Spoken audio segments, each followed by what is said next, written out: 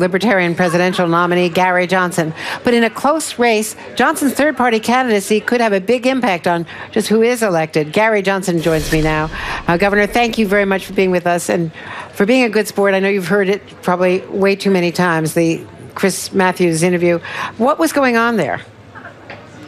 Well, 5 days after the interview, Andrea, I still can't think of a world leader that I respect. I mean, having never been involved in politics before, I will tell you that I held a lot of people in this country on pedestals thinking that they were role models. I got to meet them up front and personal and found out that they were empty suits, that they weren't about issues, they weren't about doing what was best, they were about getting reelected. So, you know, when it comes to talking about a foreign leader that you respect, that you admire, I have a hard time with that one.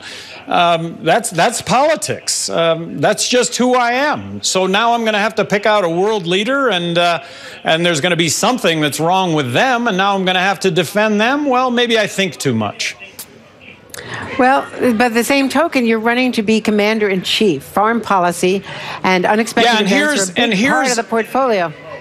Yeah, and you know what? And the fact that somebody can dot the I's and cross the T's on a foreign leader or a geographic location then allows them to put our military in harm's way. You were talking about PTSD earlier. We put our military in this horrible situation where we go in and support regime change. They get involved in civil wars where hundreds of thousands of innocent people are in a crossfire.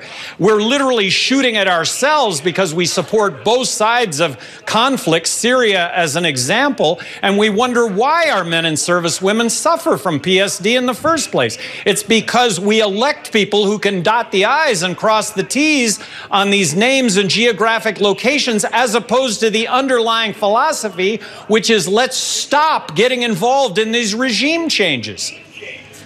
Is there any level of, engagement that would be justified? What would justify your taking action? What if